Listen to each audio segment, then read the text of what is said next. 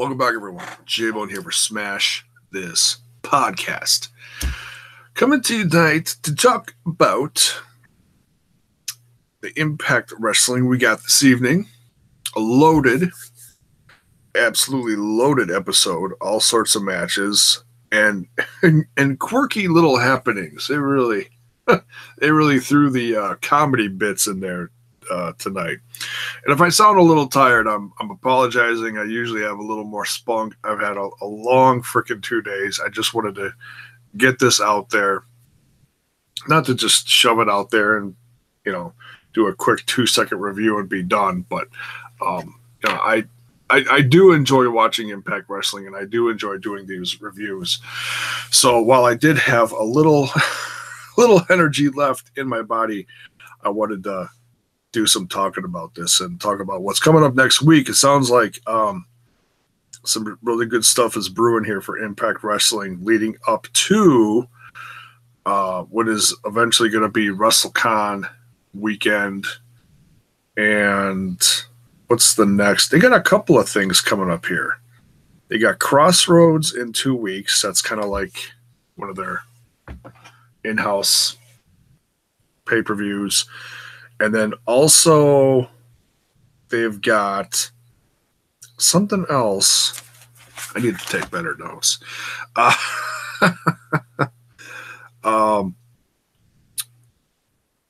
March 8th is the Crossroads. And they got something else coming up. I need to watch it back. Oh, that's on Twitch? I don't know. They got a couple different things going up. It's all on their social media. Go check it out. Shut up. I'm tired. Let's just do this. Okay. All right. So we start out with the Cult of Lee, if you will, versus LAX. And this is, It turns into a number one contendership thing, because then coming up is that in 2 weeks? No, that's next week.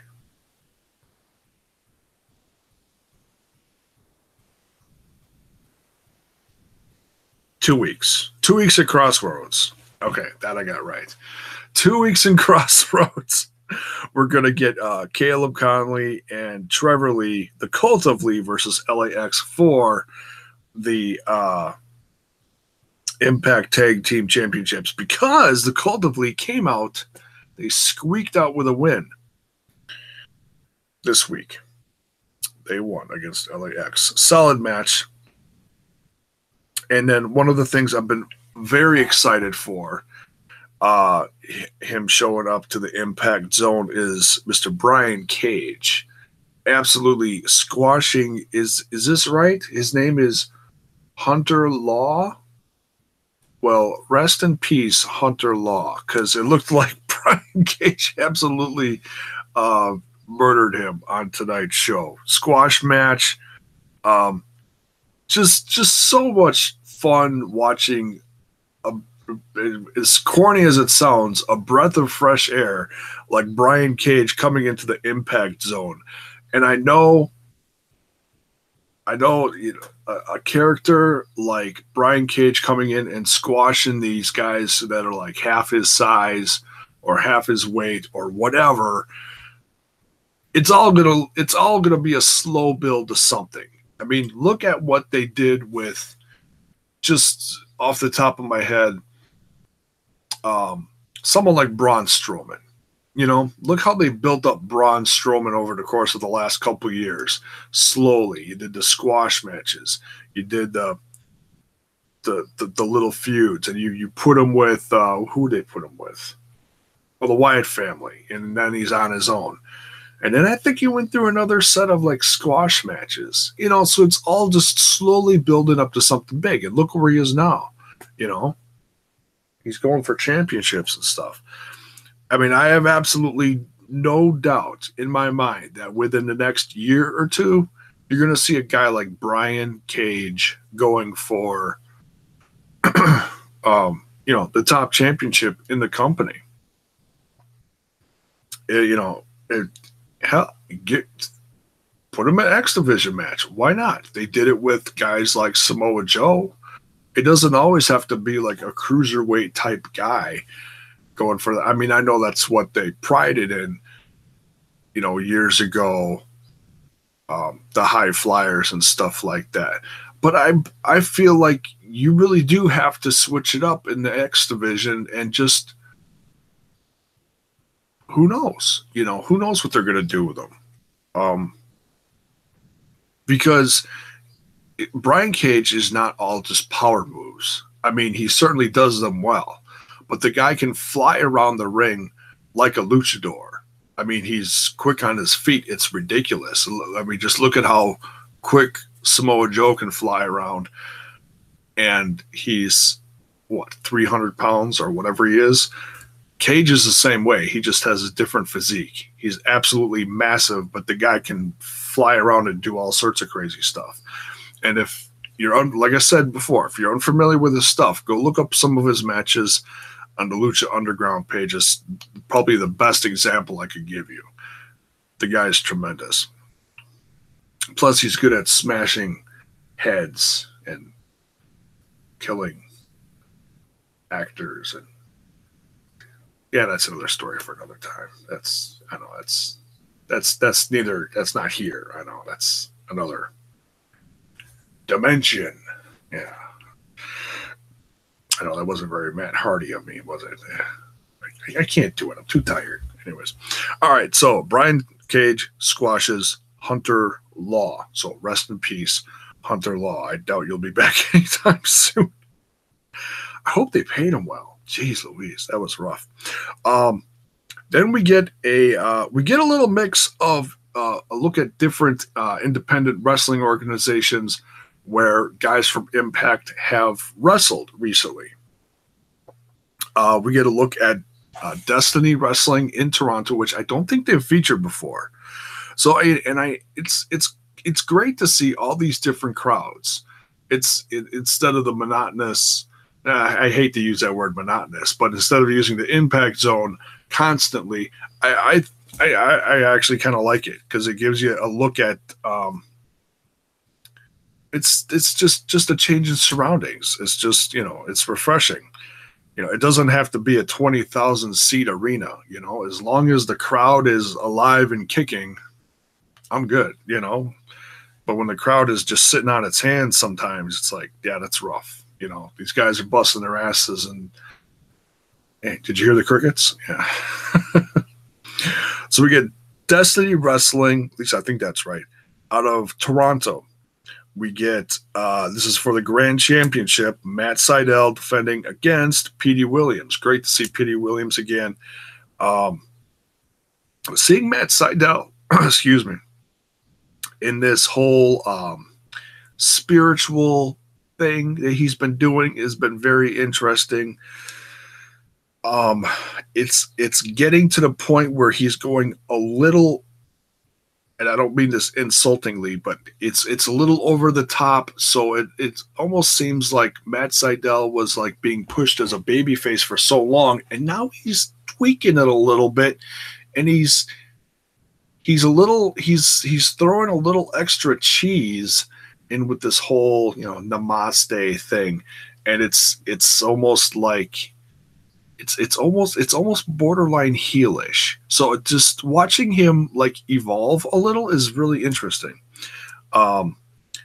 In defending his Grand Championship against Petey Williams, he retains, but at the same time, at the end, he pulls out a. Should we try it? Proclamation! That's horrible. Anyways, he's a totally different character. He challenges Ishimori at Crossroads, which is in 2 weeks. And that's going to be on Twitch. That's not, there's something else that's going to be on Twitch. I got to look at it back. They talked about a couple different events. I'm sorry, I'm tired. So that's going to be on Twitch. And by the way, I love the fact that they're throwing all this new content on Twitch. I can't wait to see what they're going to do next. And they're also plugged, and I know I've said this before, but I'll say it again. They're plugging that the April, when is it? The WrestleCon event, I think it's April 6th, something like that. It's WrestleMania weekend. The WrestleCon event for Impact Wrestling is going to be live on Twitch, and it is going to feature all the stars of Impact Wrestling.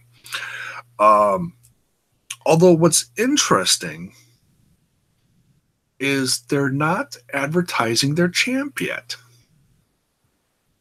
I'd think he would be like first on the list.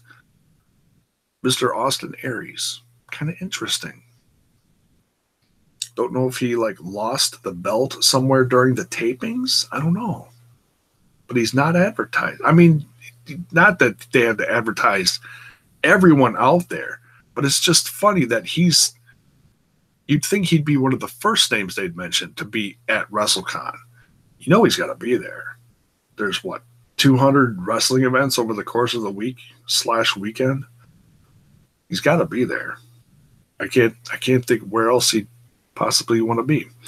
Other than with, 500 million wrestling fans all crammed into one city, Good old New Orleans. So yeah, Ishimori gets challenged by Matt Sydal at the end of that, which is interesting because he's got the Grand Championship, and sounds like he's challenging him for the X Division Championship. So apparently next week we're going to get the rebuttal from Ishimori, which will be interesting to see how he reacts. I'm sure he'll accept in kind. What's next here? Oh, we get Jimmy Jacobs and this segment. Oh my goodness. It's nice, they throw a little bit of comedy in there too. We get some solid wrestling in this episode, and then we get a nice little comedic segment in here. Jimmy Jacobs comes out with Congo Kong, and they're challenging Abyss. They're calling out Abyss. They want him to come out. They showed the promo where they screwed up the office and trashed the place and everything. So they're calling out Abyss, and out comes. Oh, I laughed so hard. Grandma Jenny Park, Jenny. And I don't know why, but while I was watching this, the whole Forrest Gump voice popped in my head. Jenny, don't go to the ring, Jenny. Grandma. She comes out to the ring, and I just lost my shit. It was so funny. She gets in the ring, and I'm gonna have to watch it back just to see how much Congo Kong is. If he stays in character, or is he corpsing the whole time? I gotta watch that back. I can imagine he's like, but trying not to laugh his head off at the same time. But Jimmy Jacobs is priceless through this whole thing, and he's talking to her, and he's trying to intimidate her, and then he gets tired of her when she starts poking him. She starts pushing his buttons, and then he's like, "All right, I've had enough of Grandma Jedi." 6 Congo Kong on her, and out to the rescue comes not Abyss, Joseph Park. And he gets a nice little beat down from the guys. And there's Grandma Jenny just terrified.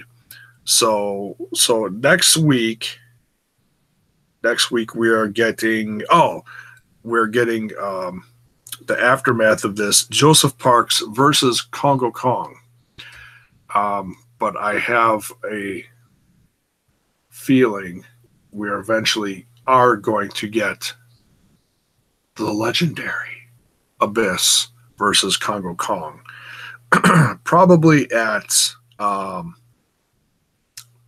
Crossroads? Probably at Crossroads. That'd be my guess. But yeah, that the iconic Grandma Jenny finally coming to the Impact Zone after all these years. I mean, did they really talk about her like for so long ago? I really don't know. Anyways, I had a good laugh with that. I'm sure some people ripped it apart and said, "Oh no, it was the worst segment of the whole episode." I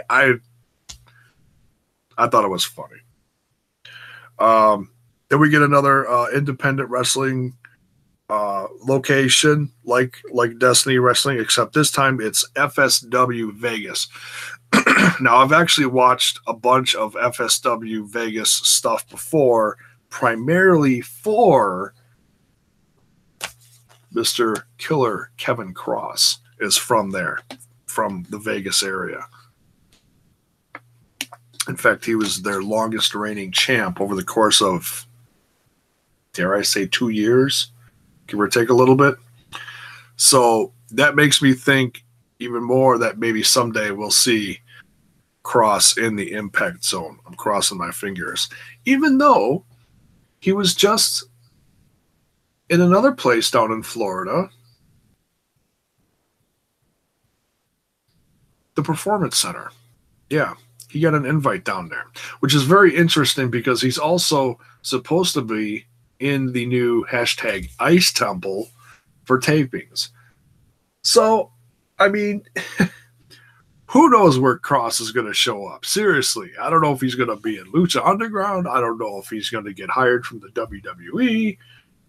Maybe drop a hat somewhere in Impact Wrestling. Who knows? But if you don't know who I'm talking about, go look up a recent episode of House of Hardcore. He recently dropped a hat in there and has been spending some time in there, which is very exciting for me because he's one of my favorite up-and-comers in the independent scene. The guy is scary as hell. Seriously. Absolutely terrifying. So we get a no DQ match, complete with a very durable plastic trash can. It just gets bounced all over the place. Moose versus Alberto El Patron, which ends a little strange. I don't know if I've ever seen Patron use that like corner stomp thing as a finisher. I mean, I've seen him use it before, like as a signature move, but never as like, I don't think he's ever finished a match with that before. So that was a bit of a surprise finish, but nonetheless, it was an okay match. It was what it was. It was, it was okay. Not two of my favorite guys, but nonetheless, it was all right.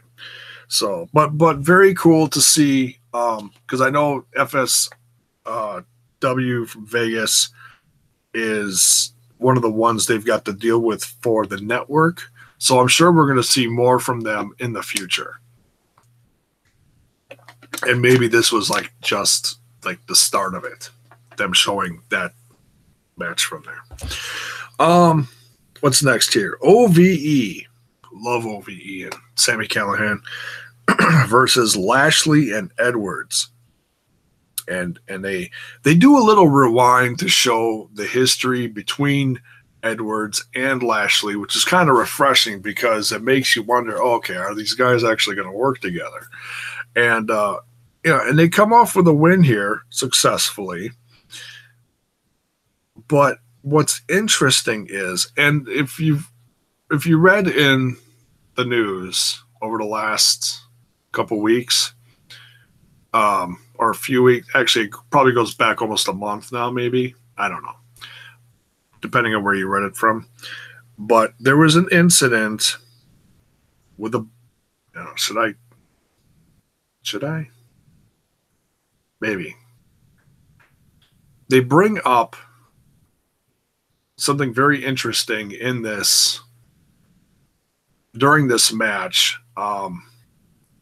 Sanjay Dutt says something to the effect of, oh, I wonder if Sammy Callahan and that baseball bat are going to come into play during this match or in the future or something. He says something to that effect. And it's like, oh, that's probably referring to what they were talking about in the news when there was an incident between Eddie Edwards and Sammy Callahan. And I didn't see the footage, but I saw a few of the pictures. So, and like I said, reading the article and hearing about it from like, another source is one thing, but whatever happens, like next week is going to be probably, I don't know. It's going to be one of those things that they throw on Twitch because it's too violent for TV or too violent for pop. I don't know, but we'll have to see. But I have a feeling that's where this is going. That is going to be, that match is next week. So, yeah, I think something very interesting is going to be shown next week. That's Eddie Edwards versus Sammy Callahan and some possible carnage. So, we'll see.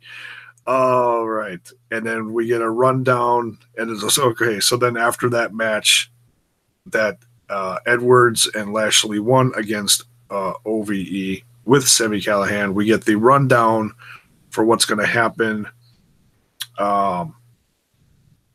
in 2 weeks at Crossroads. We get LAX and the Cult of Lee. Okay, I touched on that, and that's for the tag team championships. And then the rundown for next week, we get Joseph Park versus Congo Kong. Mentioned that. Eddie Edwards versus Callahan. Mentioned that. Then I don't know what this is. But I can't wait to see it because it's going to be an absolute train wreck.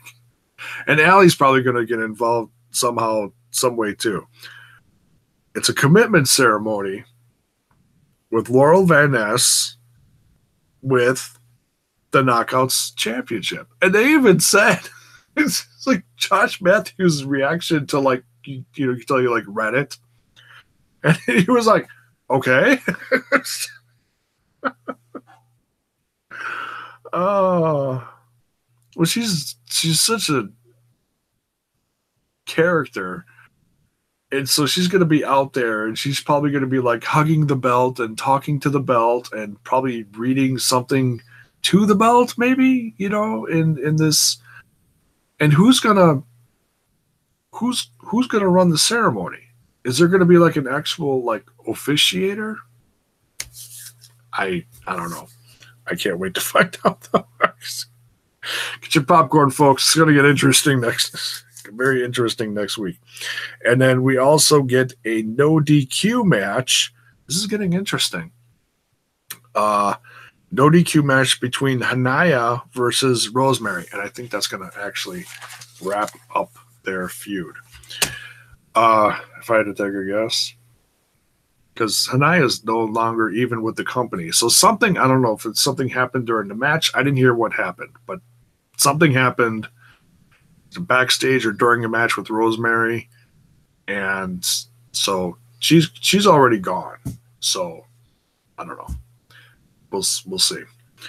But nonetheless, love watching Rosemary. She's become quite the fan favorite.